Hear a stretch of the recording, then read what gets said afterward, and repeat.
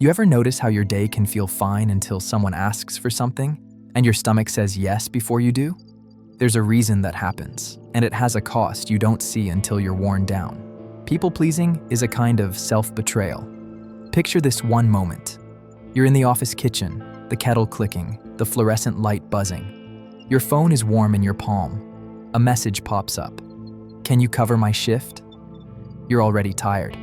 Your throat tightens anyway, and you type, "Sure," with a little smiley, like the smile can cover the weight. You call it being nice, reliable, low maintenance, the person everyone can count on. But the nice you've built is not a personality. It's a strategy. It's the fastest way you learned to keep the room safe. Attachment theory explains it in plain terms. When closeness has ever felt shaky, you start earning it. You watch faces, you shift, you anticipate.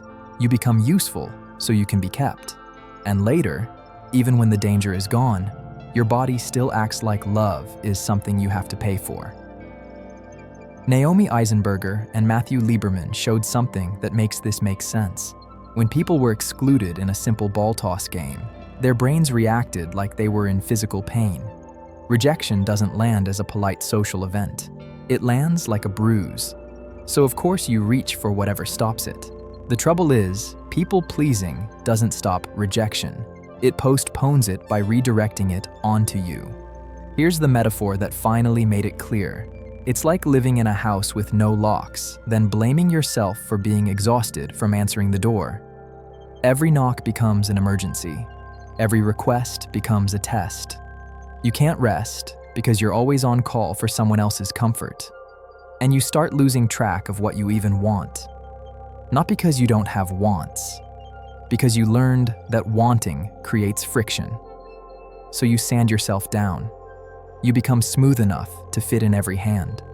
You become easy to hold and hard to know. Maya Angelou said, "When someone shows you who they are, believe them the first time." People-pleasing teaches you to believe something else, that if you work harder, they'll become different, kinder, more considerate, more fair. So you keep offering more, hoping the next offering buys a softer version of them. But there's a moment, small, almost invisible, where your life turns. It's when you hear a request and you don't rush to prove your goodness. You pause long enough to notice what it would cost. That pause is not cruelty, it's reality. A boundary doesn't have to be a speech. It can be one clean line you can live inside. "I can't do that." Or, if you need the bridge, "I can't do that, but I hope it works out." The point isn't to win. The point is to stop paying for belonging with your own peace. Because the nice habit that breaks you is never about kindness. It's about fear dressed up as manners. People-pleasing is a kind of self-betrayal, until it becomes self-respect. So here's the payoff from the first question. That stomach yes isn't your character. It's an old alarm. You can listen to it without obeying it. What's the last thing you agreed to that you didn't mean?